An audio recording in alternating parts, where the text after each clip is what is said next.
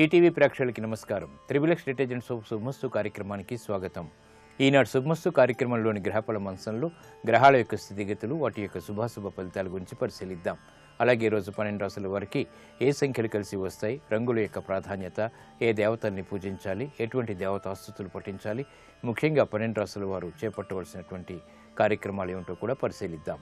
ముందుగా నేటి పంచాంగ వివరాలు. శ్రీ జైనామ సంవత్సరం పుష్యమాసం, దక్షిణాయనం, హేమంత ఋతువు. ఈరోజు పుష్యశుద్ధ దశమి, అనంతరం తిథి ఏకాదశి. ఈ రెండు కూడా ఉత్తమమైనటువంటి తిథులు కాబట్టి ఈరోజు చేపట్టేటువంటి కార్యక్రమాలు ఆశించినటువంటి ప్రయోజనాన్ని కలిగిస్తాయి. ఇక వారం సోమవారం లేదా బుధవారం. ఈరోజు చేసేటువంటి పెసలు దానం, విష్ణు సహస్రనామ పారాయణ బుధుడి ద్వారా ఏర్పడేటువంటి ప్రతికూల పరిస్థితుల్ని దూరం చేస్తాయి. ముఖ్యంగా బుధ దశ నడుస్తున్నటువంటి వారు లేదా బుధ అంతర్దశ నడుస్తున్నటువంటి వారికి ఈ ప్రక్రియ బాగా ఉపయోగపడుతుంది, సహకరిస్తుంది. ఈరోజు నక్షత్రం అశ్విని నక్షత్రం. ఈ అశ్విని నక్షత్రంలో ఈరోజు పుట్టేటువంటి వారికి శాంతి తప్పనిసరి. అలాగే అశ్విని నక్షత్రంలో ఈరోజు పుట్టేటువంటి వారికి కేతు మహాదశతోటి ప్రారంభమవుతుంది. ఇక ఈరోజు 12 రాశుల వారికి ఏర్పడేటువంటి శుభాశుభ ఫలితాన్ని పరిశీలిద్దాం. ముందుగా మేషరాశి. ఈరోజు మేషరాశి వారిని పరిశీలించినట్టయితే వ్యాపార ప్రయోజనాలని సాధించడానికి చేసేటువంటి ప్రయత్నాలు కలిసి వస్తాయి. శ్రమ అధికంగా ఉంటుంది. వృత్తి, వ్యాపార, ఉద్యోగ సంబంధిత కార్యక్రమాల్లో ఏర్పడినటువంటి సమస్యలు జటిలమైనప్పటికీ పరిష్కారాలు కూడా పొందగలుగుతారు. గృహ విషయాల్లో ఆనందకర సంఘటనలు కొనసాగుతాయి. వ్యాపార ప్రయోజనాలకి చేపట్టేటువంటి కార్యక్రమాల్లో ప్రోత్సాహం లభిస్తుంది. అధిక శ్రమ ఉన్నప్పటికీ ఆర్థికపరమైనటువంటి అంశాల్లో మెరుగైనటువంటి మార్పులు ఆనందాన్ని కలిగిస్తాయి. ఈరోజు మీ అదృష్ట సంఖ్య 5. ఆకుపచ్చ వర్ణం రక్షణకి దోహదపడుతుంది. ఆర్థిక అనిశ్చితిని దూరం చేస్తుంది. అనుకూల దైవం మహాగణపతి. ఈరోజు ఈ రాశి వారు మహాగణపతిని దర్శించి భక్తి శ్రద్ధలతో పూజాది కార్యక్రమాలు నిర్వహించడం ద్వారా విఘ్నాల్ని దూరం చేసుకోగలుగుతారు. అష్టమ శని ద్వారా ఏర్పడేటువంటి ప్రతికూల పరిస్థితులు దూరమవుతాయి. విద్యా ప్రయత్నాలు ఈరోజు మీకు లాభిస్తాయి. ఈరోజు వృషభ రాశి వారిని పరిశీలించినట్టయితే మానసిక వ్యాకులతలు తగ్గుతాయి. చేపట్టేటువంటి కార్యక్రమాలపై శ్రద్ధ వహించగలుగుతారు. స్థిరాస్తి విషయాల్లో ఏర్పడినటువంటి ప్రతికూల పరిస్థితులు సడలించుకునేటువంటి ప్రయత్నాలు బాగానే లాభిస్తాయి. వృత్తి, వ్యాపార, ఉద్యోగ సంబంధిత కార్యక్రమాల్లో ఆచితూచి నిర్ణయాలు తీసుకోవాలి. గృహ విషయాల్లో చిరు సమస్యలు కొనసాగినప్పటికీ తిరిగి సద్దుమణుగుతాయి. ఆరోగ్య విషయంలో జాగ్రత్తలు పాటించాలి. ఈ రోజు మీ అదృష్ట సంఖ్య 9. ఎరుపు వర్ణం ధైర్యాన్ని కలిగిస్తుంది. ప్రతికూల పరిస్థితుల్ని దూరం చేస్తుంది. శక్తి సామర్థ్యాలని పెంపొందింపచేస్తుంది. అనుకూల దైవం ఆంజనేయ స్వామి. ఈరోజు ఈ రాశి వారు ఆంజనేయ స్వామిని దర్శించి భక్తి శ్రద్ధలతో పూజాది కార్యక్రమాలు నిర్వహించడం ద్వారా ఆర్థిక వ్యవహారాల్లో ఏర్పడినటువంటి అనిశ్చితి తొలగిపోతుంది. ప్రశాంత పరిస్థితుల్ని ఆహ్వానించగలుగుతారు. విదేశీ సంబంధిత లావాదేవీలు, ప్రక్రియలు, సంభాషణలు ఈరోజు మీకు లాభిస్తాయి. ఈరోజు మిథున రాశి వారిని పరిశీలించినట్టయితే ఆరోగ్య విషయంలో మంచి మార్పులు చేకూరుతాయి. ఆశించినటువంటి ప్రయోజనాలు ఆర్థికంగా పొందగలుగుతారు. వృత్తి, వ్యాపార, ఉద్యోగ సంబంధిత కార్యక్రమాల్లో ప్రశాంతత కొనసాగుతుంది. ఆర్థిక విజయాలు దగ్గరవుతాయి. ప్రశాంత పరిస్థితులు దగ్గరవుతాయి. నూతన కార్యక్రమాల్ని చకచకా పూర్తి చేయగలుగుతారు. విద్యా సంబంధిత విజయాలు చేకూరుతాయి. వ్యాపార వ్యవహారాల్లో ఆర్థిక ప్రయోజనాలు సాధించగలుగుతారు. ఈరోజు మీ అదృష్ట సంఖ్య 5. ఆకుపచ్చ వర్ణం రక్షణకి దోహదపడుతుంది. ఆహ్లాద పరిస్థితుల్ని ఆహ్వానించగలుగుతారు. అనుకూల దైవం శ్రీ మహావిష్ణువు. ఈరోజు ఈ రాశి వారు శ్రీ మహావిష్ణువుని దర్శించి భక్తి శ్రద్ధలతో పూజాది కార్యక్రమాలు నిర్వహించడం ద్వారా వేగవంతమైన విజయాలు సాధించగలుగుతారు. ఆర్థిక వ్యవహారాలు, లావాదేవీలు, సంభాషణలు ఈరోజు మీకు లాభిస్తాయి. ఈరోజు కర్కాటక రాశి వారిని పరిశీలించినట్టయితే మానసిక వ్యాకులతలు దూరమవుతాయి. చేపట్టేటువంటి కార్యక్రమాలపై శ్రద్ధ వహించగలుగుతారు. బలమైనటువంటి మిత్రుల ద్వారా లాభాలను పెంపొందింపచేసుకునేటువంటి అవకాశాలు దగ్గరవుతాయి. స్థిరాస్తి విషయాల్లో ఏర్పడినటువంటి ప్రతికూలత తగ్గుతుంది. ఆరోగ్య విషయంలో కూడా ఆనందకర సంఘటనలు చోటు చేసుకుంటాయి. ప్రయాణాల ద్వారా ప్రయోజనాలు సాధించగలుగుతారు. ఈరోజు మీ అదృష్ట సంఖ్య 2. తెలుపు వర్ణం ప్రశాంతతను పెంచుతుంది. ప్రతికూల పరిస్థితుల్ని దూరం చేస్తుంది. అనుకూల దైవం ఈశ్వరుడు. ఈరోజు ఈ రాశివారు శివాలయాన్ని దర్శించి ఈశ్వరుడికి అభిషేకాది కార్యక్రమాలు నిర్వహించడం ద్వారా ఆర్థికపరమైనటువంటి వ్యవహారాల్లో అనుకూల పరిస్థితులు ఏర్పడతాయి. వ్యాపార నిర్ణయాలు ఈరోజు మీకు లాభిస్తాయి. ఈరోజు సింహరాశి వారిని పరిశీలించినట్టయితే కోర్టు సంబంధిత వ్యవహారాల్లో విజయాలు సాధించగలుగుతారు. అనుకూలతకై చేసేటువంటి కార్యక్రమ నిర్వహణ వ్యాపార రీత్యా ఉపయోగపడుతుంది. ఉత్తమమైనటువంటి నిర్ణయాలు గృహరీత్యా తీసుకోగలుగుతారు. ఆదాయాన్ని పెంపొందింప చేసుకునేటువంటి మార్గాలు సులభతరమవుతాయి. క్లిష్ట సమస్యలకు పరిష్కారాలు లభిస్తాయి. ప్రయాణాల ద్వారా ప్రయోజనాలు సాధించగలుగుతారు. క్రీడారంగం వారికి బాగా కలిసి వస్తుంది. విజయాలు సాధిస్తారు. పేరు ప్రఖ్యాతులు కూడా పెంపొందింప చేసుకునేటువంటి అవకాశాలు దగ్గరవుతాయి. గృహ విషయాలు అనుకూలం. ఈ రోజు మీ అదృష్ట సంఖ్య 3. పసుపు వర్ణం త్వరితగతిని శుభాల్ని కలిగిస్తుంది. శుభవార్తను తెచ్చిపెడుతుంది. అనుకూల దైవం లక్ష్మీ నరసింహస్వామి. ఈ రోజు ఈ రాశివారు లక్ష్మీ నరసింహస్వామిని దర్శించి భక్తి శ్రద్ధలతో పూజాది కార్యక్రమాలు నిర్వహించడం ద్వారా కార్యసిద్ధి వెంటనే పొందగలుగుతారు. ఆర్థిక ప్రయత్నాలు ఈ రోజు మీకు లాభిస్తాయి. ఈ రోజు కన్యారాశి వారిని పరిశీలించినట్టయితే ఆరోగ్య విషయంలో జాగ్రత్తలు పాటించాలి. ప్రయాణాల విషయంలో కూడా జాగ్రత్తలు తప్పనిసరి. దూకుడు నిర్ణయాల ద్వారా సమస్యలు ఎదురవుతాయి. లాభదాయకమైనటువంటి కార్యక్రమ నిర్వహణ మాత్రం వ్యాపారీత్యా కొనసాగుతుంది. ఆర్థిక విషయాలు క్రమక్రమంగా సాధించగలుగుతారు. శత్రువులపై విజృంభించగలుగుతారు. కోర్టు సంబంధిత వ్యవహారాల్లో కూడా అనుకూలత సాధించగలుగుతారు. ఈ రోజు మీ అదృష్ట సంఖ్య 5. ఆకుపచ్చ వర్ణం రక్షణకి దోహదపడుతుంది. ఆహ్లాద పరిస్థితుల్ని ఆహ్వానిస్తుంది. అనుకూల దైవం శ్రీ మహాలక్ష్మి. ఈ రోజు ఈ రాశివారు శ్రీ మహాలక్ష్మి అమ్మవారిని దర్శించి భక్తి శ్రద్ధలతో పూజాది కార్యక్రమాలు నిర్వహించడం ద్వారా ఆర్థిక వ్యవహారాల్లో ఏర్పడినటువంటి సమస్యలకు పరిష్కారాలు పొందగలుగుతారు. ఆరోగ్య పరీక్షలు ఈ రోజు మీకు మేలును కలిగిస్తాయి. ఈ రోజు తులారాశి వారిని పరిశీలించినట్టయితే స్థిరాస్తి విషయాల్లో విజయాలు సాధించగలుగుతారు. మానసిక ధైర్యం కొనసాగుతుంది. చేపట్టేటువంటి కార్యక్రమాలపై అవగాహన పెంపొందింప చేసుకోగలుగుతారు. విద్యాపరమైనటువంటి అంశాలు బాగానే కలిసి వస్తాయి. శ్రమ అధికంగా ఉంటుంది. ఖర్చులు ఉక్కిరిబిక్కిరి చేసినప్పటికీ ఆదాయాన్ని కూడా పెంపొందింప చేసుకునేటువంటి మార్గాలు అన్వేషించగలుగుతారు. వ్యాపార ప్రతిబంధకాలు తొలగిపోతాయి. ఈ రోజు మీ అదృష్ట సంఖ్య 9. ఎరుపు వర్ణం ధైర్యాన్ని కలిగిస్తుంది. ప్రతికూల పరిస్థితుల్ని ఎదుర్కొనేటువంటి శక్తి సామర్థ్యాలని కలిగిస్తుంది. అనుకూల దైవం ఆంజనేయ స్వామి. ఈ రోజు ఈ రాశివారు ఆంజనేయ స్వామిని దర్శించి భక్తి శ్రద్ధలతో పూజాది కార్యక్రమాలు నిర్వహించడం ద్వారా ఏలినాటి శని ద్వారా ఏర్పడేటువంటి ప్రతికూల పరిస్థితులు మటుమాయమవుతాయి. ఉద్యోగ ప్రయత్నాలు ఈ రోజు మీకు లాభిస్తాయి. ఈ రోజు వృశ్చిక రాశి వారిని పరిశీలించినట్టయితే యుక్తితో కూడినటువంటి కార్యక్రమ నిర్వహణ వ్యాపారీత్యా కొనసాగించగలుగుతారు. వ్యాపార ప్రణాళికలు అమలు చేయగలుగుతారు. ఆర్థికపరమైనటువంటి వ్యవహారాల్లో అనుకూలత ఏర్పడుతుంది. శుభవార్తలు వింటారు. పిల్లల ద్వారా ఆనందం లభిస్తుంది. కుటుంబ సఖ్యత పెరుగుతుంది. శ్రమ అధికంగా ఉన్నప్పటికీ ఆర్థిక విషయాల ద్వారా ఆనందకర సంఘటనలు కొనసాగుతాయి. గృహ విషయాల్లో ఆశించినటువంటి ప్రయోజనాలు పొందగలుగుతారు. ప్రయాణాలు సుఖవంతం. ఈ రోజు మీ అదృష్ట సంఖ్య 5. ఆకుపచ్చ వర్ణం రక్షణకి దోహదపడుతుంది. ప్రతికూల పరిస్థితుల్ని దూరం చేస్తుంది. అనుకూల దైవం శ్రీ మహావిష్ణువు.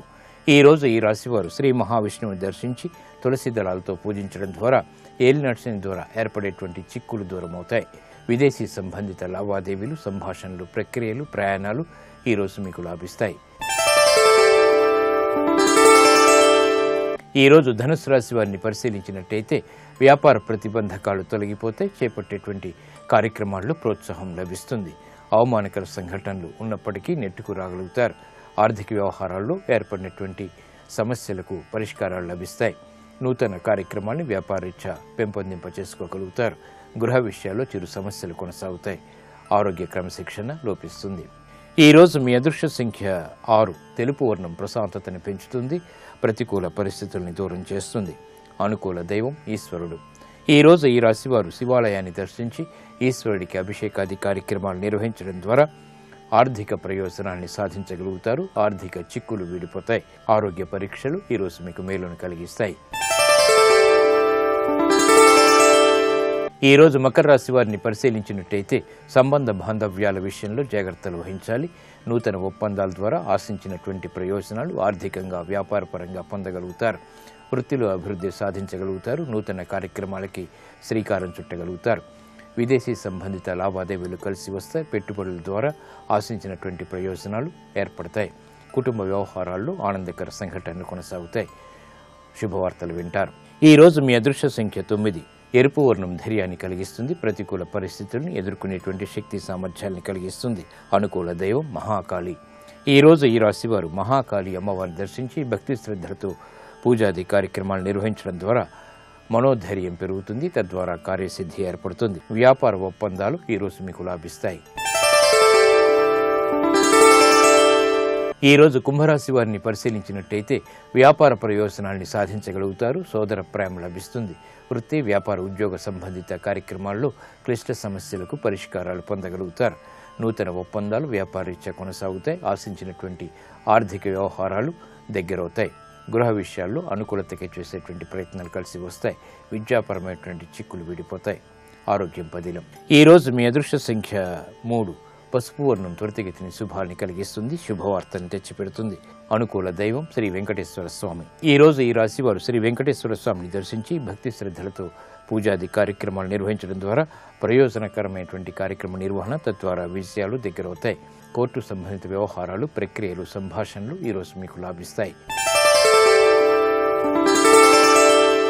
ఈ రోజు మీనరాశి వారిని పరిశీలించినట్టయితే ఆహ్లాద పరిస్థితులు గృహరీత్యా చోటు చేసుకుంటే శుభ సంఘటనలు ఏర్పడతాయి. కార్యక్రమ నిర్వహణలో నైపుణ్యం కొనసాగుతుంది. వ్యాపార ప్రయోజనాల్ని వేగవంతంగా సాధించగలుగుతారు. నూతన కార్యక్రమాన్ని గృహరీత్యా చేపట్టగలుగుతారు. కార్యక్రమ నిర్వహణలో ఏర్పడినటువంటి సమస్యలకు పరిష్కారాలు పొందగలుగుతారు. వృత్తి, వ్యాపార, ఉద్యోగ సంబంధిత కార్యక్రమాల్లో శుభ సంఘటనలు చోటు చేసుకుంటాయి. ఆనందాన్ని కలిగిస్తాయి. ఆరోగ్య క్రమశిక్షణ కొనసాగుతుంది. ఈ రోజు మీ అదృష్ట సంఖ్య 2. తెలుపు వర్ణం ప్రశాంతతని పెంచుతుంది. ఆర్థిక విషయాల్లో విజయాలను తెచ్చిపెడుతుంది. అనుకూల దైవం ఈశ్వరుడు. ఈ రోజు ఈ రాశి వారు శివాలయాన్ని దర్శించి ఈశ్వరుడికి అభిషేకాది కార్యక్రమాలు నిర్వహించడం ద్వారా గృహ సంబంధిత కార్యక్రమాల్లో సఖ్యత పెరుగుతుంది. స్థిరాస్తి నిర్ణయాలు ఈరోజు మీకు లాభిస్తాయి. ఇప్పుడు ఆరోగ్యం, ఆయుర్వేద అంశంలో అనారోగ్య సమస్యలకు ఆయుర్వేద పరిష్కార మార్గాలు తెలుసుకుంటారు. నమస్కారం. ఈనాటి శుభమస్తు కార్యక్రమంలో ఆరోగ్యం, ఆయుర్వేదం శీర్షికన ఏకాగ్రతను పెంచుకోవడానికి ఆయుర్వేదంలో ఉండేటువంటి మార్గాల గురించి తెలుసుకుందాం. ఏకాగ్రత అంటే ఏమిటి? ఏకాగ్ర అంటే ఒక పాయింట్ మీద, అంటే ఒక దాని మీద దృష్టి పెట్టడాన్ని ఏకాగ్రత అంటాం. ఈ ఏకాగ్రత అనేటువంటిది చదువుకునేటువంటి పిల్లలకి చాలా చాలా అవసరమైనటువంటి అంశం. అలాగే అందరికీ కూడా అవసరమైనటువంటి అంశమే.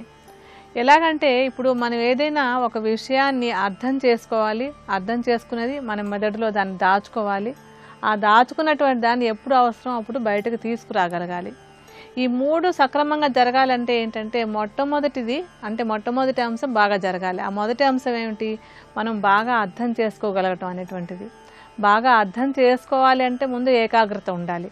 అంటే ఒక దాని మీద దృష్టిని లగ్నం చేసుకుంటే కానీ దానికి సంబంధించినటువంటి జ్ఞానాన్ని మనం పూర్తిగా పొందలేకపోతాం. అంటే ఇప్పుడు మామూలుగా మనకి 5 జ్ఞానేంద్రియాలు ఉన్నాయి. ఈ 5 జ్ఞానేంద్రియాల నుంచి ఒక్కొక్క దాని నుంచి ఒక్కొక్క అంశం మన మెదడుకు వెళ్తూ ఉంటుంది. ఇప్పుడు మనం మామూలుగా ఏకాగ్రత అని చెప్పుకునేటప్పుడు పిల్లలు చదువు గురించి ఎక్కువగా అనుకుంటాం కనుక ఆ చదువుకునేటువంటి పని కనుక ఒక దృష్టితో జరగాలంటే మిగతా జ్ఞానేంద్రియాలు అన్నీ కూడా పనిచేస్తున్నాయి అనుకోండి, అవి కొన్ని అంశాలు మెదడుకు పంపిస్తూ ఉంటాయి. అలాగే కంటి ముందు ఉన్నటువంటి పుస్తకానికి సంబంధించినటువంటి అంశం కొంచెంగా లోపలికి వెళ్తూ ఉంటుంది. అంటే అన్ని ఇంద్రియాలు పనిచేస్తూ ఉండడం వల్ల మన చదువు మీద మనకి దృష్టి లగ్నం అవ్వటం కానీ ఆ చదివినది లోపలికి వెళ్ళడం కానీ సక్రమంగా జరగదు.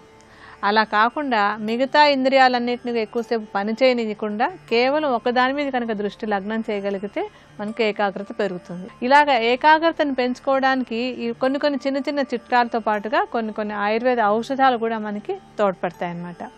అలా తోడ్పడేటువంటి ఒక ఔషధాన్ని మనం ఇప్పుడు తయారు చేసుకుందాం. ఆ తయారు చేసుకోవడానికి మొదట మనకు కావాల్సినటువంటిది బ్రాహ్మి. బ్రాహ్మి అనేటువంటిది ఒక మేధ్య రసాయనం. మేధ్య రసాయనం అంటే మెదడుకి ఒక చక్కటి టానిక్ లాగా పనిచేసేది అని అర్థం. మెదడుకు టానిక్ లాగా పనిచేసేటువంటి ఏ ద్రవ్యమైనా సరే మన ఏకాగ్రతని పెంచడానికి, అర్థం చేసుకునే శక్తిని పెంచుకోవడానికి కూడా బాగా తోడ్పడుతుంది. అలాగా బాగా తోడ్పడేటువంటి ఈ బ్రాహ్మి మీద ఎన్నెన్నో పరిశోధనలు కూడా జరిగాయి. ఇది మన ఏకాగ్రతని పెంచడానికి, మెదడు చక్కగా పనిచేయడానికి కూడా బాగా ఉపయోగపడుతుంది అనేటువంటిది మరొకసారి నిరూపించారు. ఈ బ్రాహ్మిని నీడలో ఎండబెట్టేసి దాన్ని చూర్ణంలాగా చేసుకోండి. ఈ చూర్ణాన్ని ఒక 50 గ్రాముల పరిమాణంలో తీసుకోండి. దీంతో పాటుగా మనం ఇందులో వేయవలసినటువంటి మరొక ద్రవ్యం ఏంటంటే శంఖ పుష్పి. ఈ శంఖ పుష్పి కూడా ఒక మేధ్య రసాయనమే. అంటే మెదడుకి మంచి టానిక్ లాగా పనిచేసేటువంటి మరొక మూలిక అన్నమాట. ఇది కూడా ఏకాగ్రతను పెంచుకోవడానికి, మెదడు ఒక దాని మీద దృష్టి కేంద్రీకరించుకోవడానికి బాగా తోడ్పడుతుంది. శంఖ పుష్పిని కూడా నీడలో ఎండబెట్టి దాన్ని కూడా చూర్ణంలాగా చేసుకుని ఈ చూర్ణాన్ని కూడా బ్రాహ్మీ చూర్ణంతో సమానంగా 50 గ్రాముల పరిమాణంలోనే తీసుకోండి.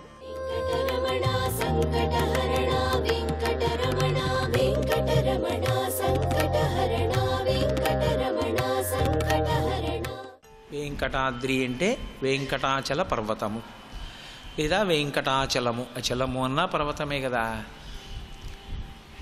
ఈ పర్వతంతో సమానమైనటువంటి ప్రదేశము బ్రహ్మాండమునందు వేరొకటి లేదు. ఏ కారణం చేత లేదు. లేదు అంటే అంత ఎత్తైంది లేదనా, అంత బరువైంది లేదనా, అంత వెడల్పైంది లేదనా, అన్ని ఓషధులతో కూడుకున్నది లేదనా, ఏ కారణానికి లేదు అంటే ఆధ్యాత్మికమైన కోణాన్ని ఆవిష్కరిస్తూ తీసుకొచ్చినటువంటి విశేషం కనుక ఆ కొండకి ఉన్నటువంటి శక్తి మనిషిని ఊర్ధ్వముఖ చలనం చేయించడంలో ఎలా ఉపయోగపడుతుంది అన్నదాన్నే ఆ శ్లోకంలో ఆవిష్కరిస్తున్నారు. వెంకటాద్రి కలియుగంలో ఉన్నటువంటి కొండ మాత్రమే కాదు, అది అన్ని యుగముల యందు ఉంది ఆ కొండ. కాకపోతే ఆ కొండకి పేరు మారుతూ వచ్చింది. కృతే వృషాద్రిం వక్ష్యంతి త్రేతాయాం అంజనాచలం ద్వాపరే శేషశైలంతు కలౌ శ్రీవేంకటాచలం నామాని యుగభేదేన శైలాస్తాస్య భవంతి. యుగములయందు ఒక్కొక్క యుగంలో ఆ కొండకి ఒక్కొక్క పేరు, కానీ అన్ని యుగములయందు మాత్రం కొండ అలాగే ఉంది. అలాగే ఉన్నటువంటి ఆ కొండకి అంత ప్రాశస్త్యం కలియుగంలో ప్రత్యేకించి రావడానికి కారణమేమి అంటే జనక మహారాజు గారు అడిగిన ప్రశ్నకి శతానందుల వారు సమాధానం చెప్తున్నారు భవిష్యోత్తర పురాణంలో. అందులో కృతయుగంలో అసలు ఆ పర్వతానికి వృషాద్రి అన్న పేరు ఏ కారణం చేత కలిగింది అంటే వృషభాసురుడు అని ఒక రాక్షసుడు.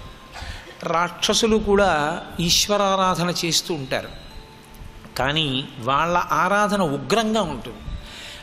ఇలా ఎందుకు పూజ చేయడం అని అనిపిస్తుంది మనకి. అంత తమాషాగా ఉంటుంది వాళ్ళ పూజ.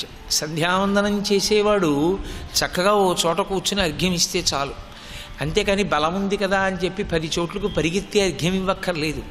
అర్ఘ్యం ఇచ్చేవాడు ఎలా ఇవ్వాలి అని అడిగారు. దానికి వ్యాఖ్యానం ఉంది, సంధ్యావందన మంత్రములకు వ్యాఖ్యానం.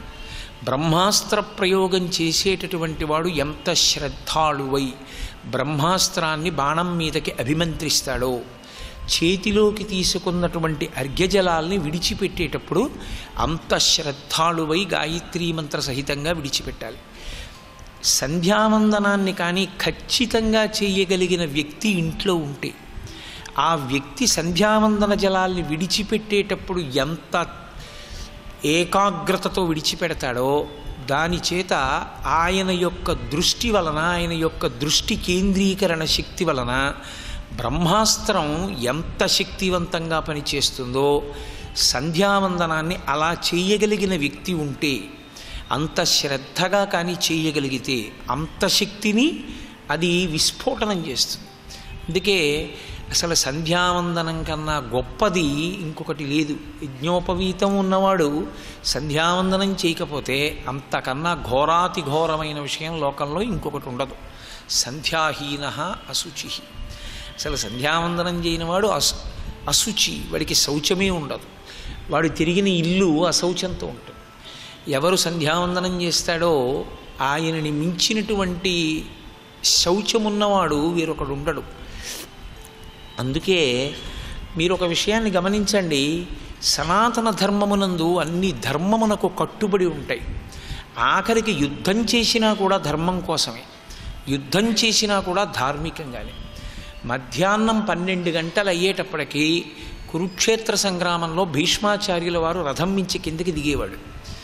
జలపాత్ర పక్కన లేకపోతే యుద్ధభూమిలో ఉన్న మట్టిని దోసిటితో తీసుకుని అర్ఘ్యం ఇచ్చేవాడు.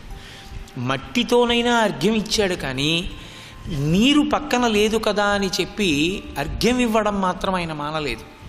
సూర్యాస్తమయం అయ్యేసరికి యుద్ధాన్ని ఆప్చేసేసేవారు. అంత ధార్మికంగా ఉండేది. యుద్ధం కూడా ధర్మంతో ముడిపడిన దేశం ఏదైనా మీకు లోకంలో ఉంటే అది ఒక్క భారతదేశమే. అంత గొప్ప దేశం. ధర్మము అన్న మాట మీద పూర్తిగా ఆధారపడి ఉంటుంది ఇక్కడ ఉండే జీవన క్రమం. కాబట్టి వృషభాసురుడు పూజ చేసేవాడు. ఆయన ఎవరిని పూజ చేసేవాడు అంటే అధోముఖ నరసింహ సాలగ్రామానికి పూజ చేసేవాడు. నృసింహ సాలగ్రామం మిగిలిన సాలగ్రామాలతో కలవదు. ఆ సాలగ్రామం ఎవరైనా ఇంట్లో పెట్టి పూజ చేసేవాళ్ళు ఉంటే వాళ్ళకి తెలుస్తుంది సంప్రదాయ నిష్టలో. దాన్ని పూజ చేసే వాళ్ళకి అందులో ఉండేటటువంటి లోతుపాతులు తెలుస్తాయి. నృసింహ సాలగ్రామాన్ని మిగిలిన సాలగ్రామాలతో కలిసి నైవేద్యం పెడితే ఇల్లు ఉడికిపోతుంది. దానికి ఆ నైవేద్యం సరిపోదు. నృసింహ సాలగ్రామాన్ని వేరు చేసి నైవేద్యం చేస్తారు. ఒకప్పుడు శృంగగిరి పీఠాధిపతులు చంద్రశేఖర భారతీ స్వామి వారు ఒక యజమాని ఎందుకు ఇబ్బంది పడుతున్నాడో కళ్ళు మూసుకుని ధ్యానం చేసి చెప్పారు, నీ ఇంట నృసింహ సాలగ్రామానికి వేరు నివేదన లేదు అని. ఆయన అటువంటి అధోముఖ సాలగ్రామానికి పూజ చేస్తాడు. ఒక రాక్షసుడు వృషభాసురుడు ప్రతిరోజు తుంబురు తీర్థంలో స్నానం చేస్తాడు. తుంబురు తీర్థం వెంకటాచలంలో చాలా ప్రఖ్యాతమైనటువంటి తీర్థం. మీరు కొన్ని మాటలు జాగ్రత్తగా పరిశీలించాలి. నేను యాత్రకి వెళ్ళొచ్చానండి అనరు, నేను తీర్థయాత్ర చేసి వచ్చానండి అంటారు. తీర్థయాత్ర అన్న మాట వాడతారు. తీర్థయాత్ర అన్న మాటకి ఏమిటి అర్థం? ఈశ్వర దర్శనమా మజ్జనమా? స్నానము వేరు. అసలు స్నానం అంటే మజ్జనము. మజ్జనం అంటే తల తడిసిపోవాలి, అందులో మునగాలి నీటిలో. అది నది యందు చేస్తారు. రెండు తీర్థమునందు స్నానం చేయడం కోసమే యాత్రకెడతారు. ఈశ్వర దర్శనం అనుషంగికం. ఈశ్వర దర్శనం ప్రధాన ప్రయోజనం కాదు. మీరు నన్ను జాగ్రత్తగా పట్టుకోవలసి ఉంటుంది ఆ మాట. ప్రధానం ఏమిటి అంటే తరించడానికి తీర్థ స్నానము ప్రధానం. అందుకే యాత్ర చేసి వచ్చిన వాడు రైలు దిగుతూ ఉంటే పూలదండ వేసి నమస్కరిస్తాడు. తీర్థయాత్ర అంటే తీర్థములు అని కొన్ని ఉంటాయి. నది వేరు, తీర్థము వేరు. తీర్థము అన్న మాటకు అర్థం ఏమిటంటే అంగిరసులు అని పూర్వం మహర్షులు తపస్సు చేశారు. వారు తపస్సు చేసి స్వర్గలోకానికి వెళ్ళిపోతున్నారు. వాళ్ళు చేసిన తపస్సు అంతా ఇంత తపస్సు కాదు, అంత గొప్ప తపస్సు చేసి వారు స్వర్గలోకానికి వెడుతూ తమ తపశ్శక్తిని అంతటినీ కూడా జలముల యందు కొన్ని చోట్ల నిక్షేపించి వెళ్ళిపోయారు. ఆ తపశ్శక్తి జలముల యందు ఉన్నది. వారి అనుగ్రహం ఏమిటంటే తీర్థము అని ఏది పేర్కొనబడిందో దాని యందు మజ్జనము చేసిన వాడికి యజ్ఞము చేసినటువంటి ఫలితం వాడి ఖాతాలోకి వస్తుంది. యజ్ఞమునకే దీక్ష సంబంధము. దీక్ష అన్నమాట దేనితో ముడిపడుతుందంటే యజ్ఞమునకే దీక్ష, యజ్ఞ దీక్ష అంటారు. కనుక ఆయన ఆ అంగిరస మహర్షి యొక్క పుత్రులు అంగిరసులు ఇచ్చినటువంటి అనుగ్రహం కారణంగా ఎవరు వెళ్ళి తీర్థంలో మజ్జనం చేస్తారో స్నానం చేస్తారో వారికి యజ్ఞం చేసిన ఫలితం పడుతుంది.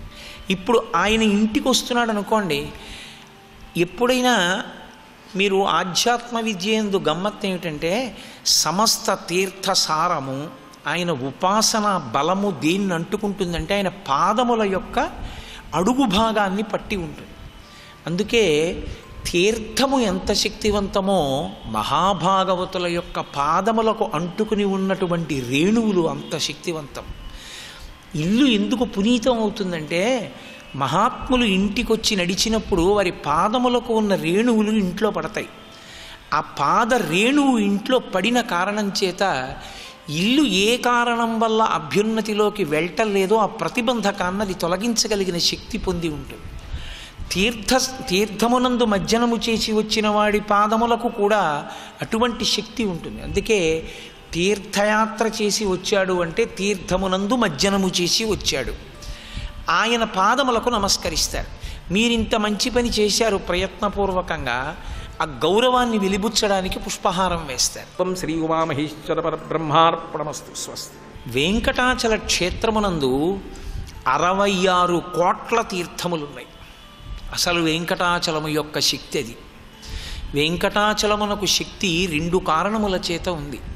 ఒకటి పర్వతము తీర్థములు, 2 ఈశ్వరుని యొక్క స్వరూపము.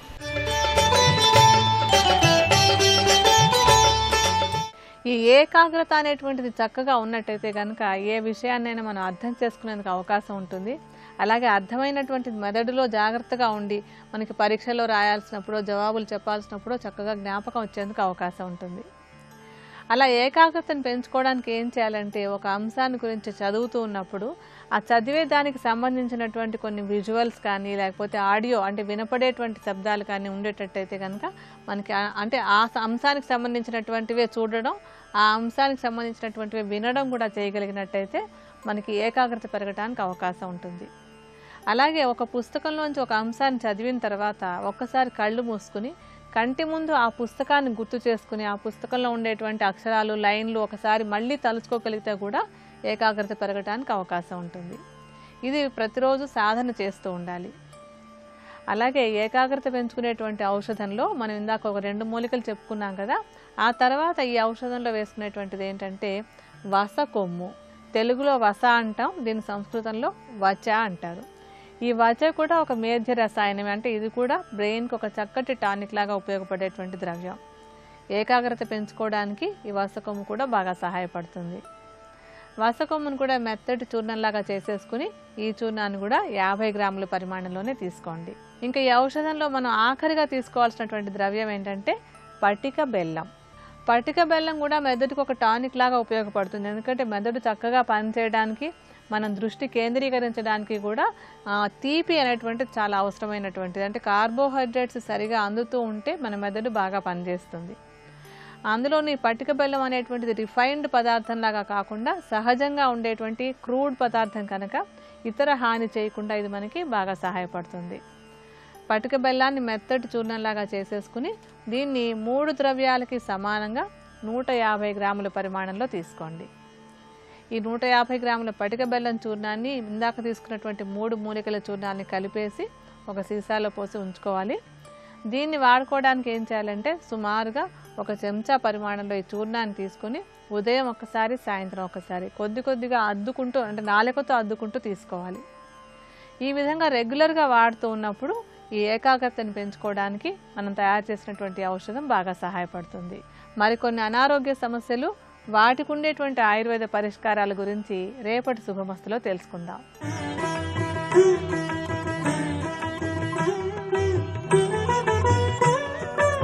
XXX డిటర్జెంట్ సోప్ శుభమస్తు కార్యక్రమంలో శుభయోగం శీర్షికకి స్వాగతం.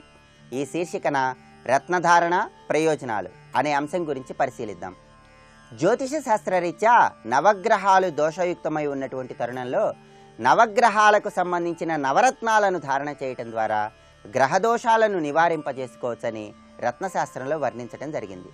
అయితే జ్యోతిష శాస్త్రరీత్యా జాతక చక్రానికి ఏ గ్రహం అనుకూలంగా ఉందో పరిశీలించి అనుకూలంగా ఉన్నటువంటి గ్రహానికి సంబంధించిన రత్నాన్ని ధారణ చేసినట్లయితే అత్యుత్తమమైనటువంటి ఫలితాలను పొందవచ్చని జ్యోతిష శాస్త్రంలో వర్ణించడం జరిగింది. అలాగే ఒక్కొక్కసారి 2 రత్నాలను ఏకకాలంలో ధరించాలని భావించినటువంటి తరుణంలో ప్రతి రత్నానికి మిత్రరత్నం, శత్రురత్నం ఉంటుంది కనుక ఏ రత్నానికైనా సరే మిత్రరత్నంగా ఉన్నటువంటి రత్నాన్ని మాత్రమే ధారణ చేయాలని రత్నశాస్త్రంలో వర్ణించడం జరిగింది. కెంపును ధారణ చేసే తరుణంలో కెంపుకు మిత్రరత్నాలైనటువంటి ముత్యాన్ని కానీ, పగడాన్ని కానీ, పుష్యరాగాన్ని కానీ ధారణ చేసినట్లయితే జంటగ్రహాల యొక్క అనుగ్రహాన్ని సులభంగా పొందవచ్చు. అయితే కెంపుకు శత్రురత్నమైనటువంటి వజ్రాన్ని కానీ, నీలాన్ని కానీ, గోమేధికాన్ని కానీ ఎట్టి పరిస్థితులలో ధారణ చేయరాదు అని రత్నశాస్త్రంలో వర్ణించడం జరిగింది. అదేవిధంగా చంద్రుడి యొక్క అనుగ్రహాన్ని సులభంగా పొందటానికి ముత్యాన్ని ధారణ చేస్తున్నటువంటి తరుణంలో ముత్యానికి మిత్రరత్నమైనటువంటి కెంపును ధారణ చేయవచ్చు. అయితే ముత్యానికి శత్రురత్నాలైనటువంటి వజ్రము, పచ్చ, నీలము, గోమేధికం మాత్రం ధారణ చేయరాదని రత్నశాస్త్రంలో వర్ణించడం జరిగింది. అదేవిధంగా కుజగ్రహ దోషాలను నివారింపజేయటానికి కుజుడికి ప్రీతిపాత్రమైనటువంటి పగడాన్ని ధారణ చేసే తరుణంలో పగడానికి మిత్రరత్నాలైనటువంటి కెంపు, ముత్యం, పుష్యరాగాన్ని ధారణ చేసినట్లయితే జంటగ్రహాల యొక్క అనుగ్రహాన్ని సులభంగా పొందవచ్చు. అయితే పగడానికి శత్రురత్నాలైనటువంటి పచ్చ, వజ్రం, నీలం, గోమేధికం, వైఢూర్యాన్ని మాత్రం ధారణ చేయరాదని రత్నశాస్త్ర వచనం. అదేవిధంగా బుధుడి యొక్క అనుగ్రహాన్ని పొందటానికి, బుధగ్రహ దోషాలను నివారింపజేసుకోవటానికి పచ్చను ధరించే తరుణంలో పచ్చకు మిత్రరత్నమైనటువంటి కెంపును కానీ, వజ్రాన్ని కానీ ధారణ చేయాలి. అయితే పచ్చకు శత్రురత్నాలైనటువంటి పగడధారణ మాత్రం చేయరాదని రత్నశాస్త్ర వచనం. అలాగే గురుగ్రహం యొక్క అనుగ్రహాన్ని సులభంగా పొందటానికి గురువుకు ప్రీతిపాత్రమైనటువంటి పుష్యరాగాన్ని ధారణ చేసే తరుణంలో పుష్యరాగానికి మిత్రరత్నాలైనటువంటి కెంపును కానీ పగడాన్ని కానీ ధారణ చేసినట్లయితే జంట గ్రహాల యొక్క అనుగ్రహాన్ని సులభంగా పొందవచ్చు. అయితే పుష్యరాగానికి శత్రురత్నాలైనటువంటి వజ్రం, నీలం, గోమేధికం, వైఢూర్యాన్ని మాత్రం ఎట్టి పరిస్థితులలో ధారణ చేయరాదు. శుక్రుడి అనుగ్రహాన్ని పొందటానికి, శుక్రగ్రహ దోషాలను నివారింపజేసుకోవటానికి వజ్రాన్ని ధారణ చేసే తరుణంలో వజ్రానికి మిత్రరత్నమైనటువంటి పచ్చను కానీ నీలాన్ని కానీ ధారణ చేసినట్లయితే జంట గ్రహాల యొక్క అనుగ్రహం లభిస్తుంది. అయితే వజ్రానికి శత్రురత్నాలైనటువంటి కెంపును కానీ, ముత్యాన్ని కానీ, పగడాన్ని కానీ, పుష్యరాగాన్ని కానీ ధారణ చేయరాదని రత్నశాస్త్రంలో వర్ణించడం జరిగింది. అదేవిధంగా గోచార శని దోషాలను తొలగింపజేసుకోవటానికి, శని అనుకూలతను పొందటానికి శనికి ప్రీతిపాత్రమైనటువంటి నీలాన్ని ధరించే తరుణంలో నీలానికి మిత్రరత్నాలైనటువంటి వజ్రాన్ని కానీ పచ్చను కానీ ధారణ చేసినట్లయితే జంట గ్రహాల యొక్క అనుగ్రహాన్ని సులభంగా పొందవచ్చు.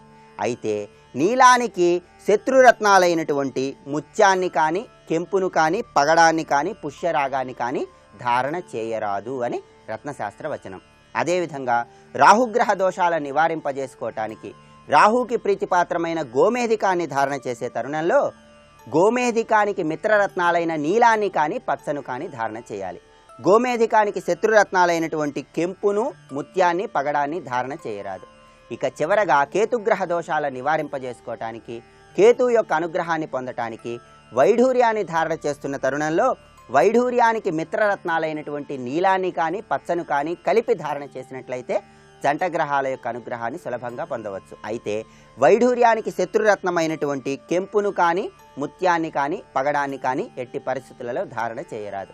ఇలా ప్రతి రత్నానికి ఉన్నటువంటి మిత్రరత్నాన్ని తెలుసుకొని ఆ రత్నాలను కలిపి ధరించడం ద్వారా జంట గ్రహాల యొక్క అనుగ్రహాన్ని సులభంగా పొంది ఉద్యోగ వ్యాపారాలలో, ఆర్థిక వ్యవహారాలలో, విదేశీయానానికై చేసే ప్రయత్నాలలో చక్కటి పురోభివృద్ధిని సాధించవచ్చు. ఇంకా రత్నధారణకు సంబంధించిన మరిన్ని ఆసక్తికరమైన విశేషాంశాలను గురించి వచ్చే బుధవారం శుభమస్తు కార్యక్రమంలో శుభయోగం శీర్షికన తెలుసుకుందాం.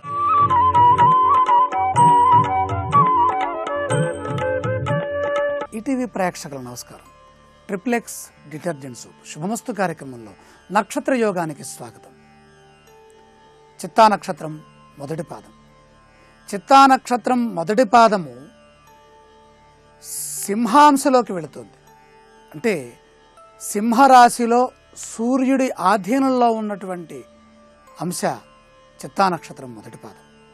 ఈ చిత్తా నక్షత్ర స్వభావం, చిత్తం అంటేనే మనస్సు, మానసికంగా చేసే ప్రతి ఆలోచన, ప్రతి సంకల్పము దైవానికి చెందుతుంది. ప్రతి భావన భగవత్ ప్రేరితమై ఉంటుంది. మనస్సు అంటేనే భగవంతుడు. భగవంతుడికి మనస్సుకి అవినాభావ సంబంధం ఉన్నది. ఇంద్రియములలో మనస్సునై ఉన్నానని గీతాచార్య వాక్యం. అలాగే చిత్రమాల్యాంబరధర సులోచనాంగశ్చ భవతి. చిత్రమాల్యాంబరధర చిత్రాణి నానా ప్రకారాణి అంబరాణి వస్త్రాన్ని మాల్యాని చ ధారయంతీతి చిత్రాంబరధర. చిత్ర అంబర మాల్యధర విచిత్రమైనటువంటి వస్త్రధారణలు చేస్తుంటారు. హస్తా నక్షత్రం వారు ఒకే విధమైనటువంటి వస్త్రధారణ చేస్తే చిత్తా నక్షత్రం వాళ్ళు చిత్ర విచిత్రమైనటువంటి వస్త్రధారణలు, అంటే అనేక రంగులు, అన్ని రంగులు కలిపి ఒక చొక్కాగా వేసుకోరు. ఇవాళ ఒక రంగు, ఒక వర్ణం ధరిస్తే కొద్ది రోజులు పోయిన తర్వాత వెంటనే ఆ రంగు మార్చి మరొక రంగు ధరిస్తారు. ఇక్కడ రంగులు మార్చడం అనే అర్థం కాదు, విశేషమైనటువంటి వస్త్రధారణలు, చిత్ర విచిత్రమైనటువంటి చిత్రాణి అంబరాణి, నానా విధములైన అనేక రకములైన అనేక వర్ణములు కలిగినటువంటి వస్త్రధారణలు కలిగి ఉంటారు. అలాగే మాల్యాని, సువర్ణమాలికలు కావచ్చు, పుష్పమాలికలు కావచ్చు, ఎక్కువగా ఆభరణ ప్రియులై ఉంటారు. సులోచనాంగ శోభన అవయవాయస్య శోభనాంగ, శుభప్రదమైనటువంటి నేత్రములు. అలాగే వారిని చూస్తే ఆకర్షణ అధికంగా ఉంటుంది. సౌందర్యం, అందము. అందం అంటే చిత్తా నక్షత్రం చెప్పాలి. సాక్షాత్ బ్రహ్మగారు కదా అధిపతి. అలాగే ఇక్కడ పాదాన్ని పరిశీలిస్తే మొదటి పాదానికి అధిపతి సూర్య భగవానుడు, నృపాంశ అనే పేరుతో ఉన్నారు ఆయన. ఇందు జన్మించిన వారికి విశేషమైన ఆత్మశక్తి, విద్యాయోగము, జీవితంలో ఉన్నత స్థాయికి చేరాలి అనేటటువంటి సంకల్పము అత్యధికంగా ఉంటుంది. బలం కలిగి ఉంటారు. దేహ దార్ఢ్యము చక్కగా ఉంటుంది. నాజూగ్గా సన్నగా ఉంటారు. ఆరోగ్యవంతులై ఉంటారు. ధనము కలిగి సంపద కలిగిన వారుగా ఉంటారు. ఆర్థికం మాత్రమే సంపద కాదు, వాక్ సంపద, వినయ సంపద, గౌరవము, ఇవన్నీ వీరికి విశేషంగా ఉన్నాయి. చిత్తా నక్షత్ర జాతస్య గుణాః భోగవాన్ సర్వజ్ఞ విశాలాక్ష మృదుభాషి సుగంధ పుష్ప అలంకార ప్రియ సర్వజనప్రియ. అలంకారవంతులై ఉంటారు, అందరికీ ఇష్టులై ఉంటారు. ప్రథమ పాదస్య రవి నృపాంశ కించిత్ చంచల స్వభావ. రాసేమో కన్యారాశి, దుస్వభావ రాశి. అందులో చరస్థిర స్వభావాల్లో స్థిరమైనటువంటి రాశిగా ఉన్నది. కన్యలో అర్ధభాగం, ఉత్తరార్ధ భాగం. ఇక్కడ పాదాన్ని చూస్తే సింహాంశ, సింహము స్థిరమే. ఈ రెండు స్థిరాలు కలిసేసరికల్లా రవి బుద్ధుల ఫలాలు ఏర్పడి కొద్దిగా చంచలత్వము వస్తోంది. ద్విర్ద్వాదశ యోగం వల్ల. షష్ఠాష్టకము, ద్విర్ద్వాదశం. జ్యోతిష్శాస్త్రంలో పాద ఫలితాన్ని తెలుసుకుంటున్నప్పుడు రెండే విషయాలు ప్రధానంగా గుర్తుపెట్టుకోవాలి. రాశి ఏ రాశిలో ఉన్నది, నక్షత్రాధిపతి ఎవరు, పాదాధిపతి ఎవరు, దశానాథుడు ఎవరు, అధిష్టాన దైవం ఎవరు. ఈ 4 అంశాలని పరిశీలించినప్పుడు జ్యోతిష ఫలితం పరిపూర్ణంగా మనకు తెలుస్తుంది. ఈ క్రమంలో రాశ్యాధిపతి బుధుడు, అలాగే పాదాధిపతి రవి, రవిబుద్ధుల సంగమం విశేషమైనటువంటి శుభానికి సంకేతం. దీన్నే బుధాదిత్య యోగము అంటారు. కొన్ని సందర్భాల్లో బుధుడా రవ్య తెలియకుండా ఉంటాయి ఫలితాలు. కారణం, అమావాస్య చంద్రుడిలాగా బుధుడెప్పుడూ ఎక్కువ శాతం సూర్య భగవానుడితో పాటుగా సంచరిస్తూ ఉంటారు కాబట్టి. ఇక్కడ పాదానికి సూర్యుడు అధిపతి అనుకున్నాం, ఆత్మకారకుడు. మరి దశానాథుడు కుజుడు, సుబ్రహ్మణ్యేశ్వర స్వామి. ఈ పాదానికి ఈ దశానాథుడికి సంబంధం బాగా ఉంది. అందుకనే ఇది నృపాంశ. ప్రభుత్వ ఉద్యోగ అవకాశములు, న్యాయ సంబంధమైన అంశములు, ధర్మ సంబంధమైన అంశములు, అగ్ని సంబంధమైన అంశాలలో వీళ్ళు ఎక్కువగా రాణిస్తారు. ఉన్నతులుగా ఉంటారు, హుందాగా వ్యవహరిస్తారు. బుద్ధి చైతన్యం కూడా ఉంటుంది. అయితే కన్యారాశిలో చివరి భాగంలో ఉన్నటువంటి నక్షత్రం కాబట్టి ఈ చిత్తా నక్షత్రంలో చంద్రుడు ఉన్నప్పుడు మనోబలము చంచలత్వానికి గురవుతుంది. కాబట్టి మొదటి పాదంలో జన్మించిన వారికి విద్యాయోగం బాగా అవసరం, క్రమశిక్షణ బాగా అవసరం.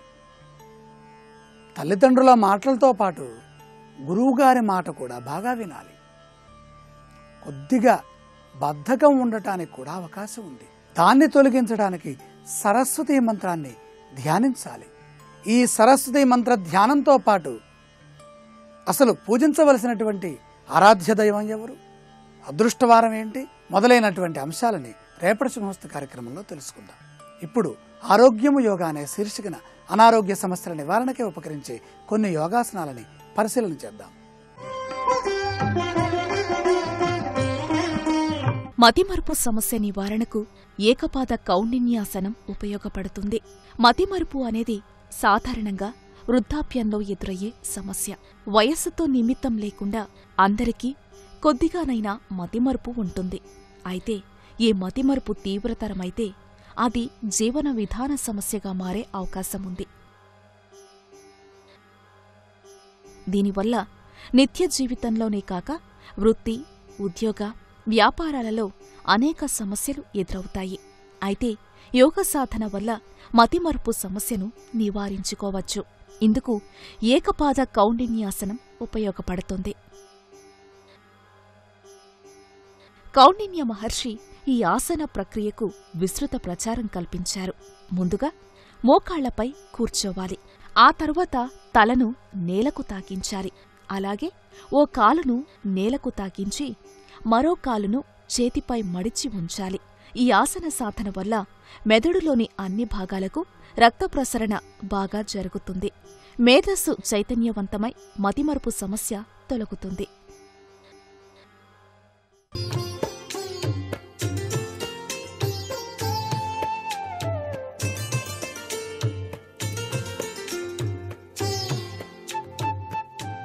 ట్రిపుల్ ఎక్స్ డిటర్జెంట్ సోప్ శుభమస్తు కార్యక్రమంలో గృహబలం అంశానికి స్వాగతం.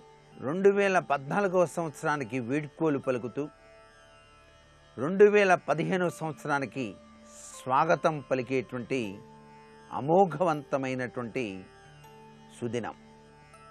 ఈ రోజున అర్ధరాత్రి ప్రతి ఒక్కరూ కూడాను తమ గృహంలో తప్పనిసరిగా విశిష్టవంతమైనటువంటి దైవ సంబంధమైనటువంటి కార్యక్రమాలు చేయటం అదృష్టకరమైనటువంటి ప్రభావాన్ని ఏర్పరిచి తీరుతుంది. అర్ధరాత్రి సమయంలో నూతన సంవత్సరంలోకి ప్రవేశం జరిగేటువంటి సమయానికి ముందుగానే 10 గంటల ప్రాంతం నుంచే చక్కగా ఇంటి ముంగిట ముగ్గులు వేసి ఆ గడపకు పసుపు కుంకుమతో అలంకరణ చేసి దేదీప్యవంతమైనటువంటి లక్ష్మీ కళను ఉట్టిపడే చందంగా వివిధ రకాలైనటువంటి రంగులతో ముగ్గుల అలంకరణ ఇంటి ముంగిట చక్కగా అమర్చి సింహద్వారానికి మామిడి తోరణాలు చక్కగా అలంకరింపచేసి ఇంటిలో ఎప్పుడూ కూడా దైవధ్యాన తత్పరతో విరాజిల్లేటువంటి తీరుతో ఆ దైవ సంబంధమైనటువంటి కీర్తనలు కానీ లేక నామాన్ని కానీ చాంటింగ్ రూపంలో ఆ గృహంలోని ప్రతి ఒక్క గదిలోనూ అలా దివ్యవంతమైన శక్తులు మీ ఇంటిని రక్షించేటువంటి తీరులో మీరు గనక వ్యవహరించినట్లయితే మీ గృహంలోని పూజా మందిరంలో మీ యొక్క వయసుకు తగ్గట్టుగా 12 అంగుళాల సైజు కలిగినటువంటి దీపపు కుంది, అది కూడా పంచభౌతికాత్మక తత్వంలో ఉండాలి. 5 ఒత్తులు వెలిగించేటువంటి తీరులో ఉండాలి.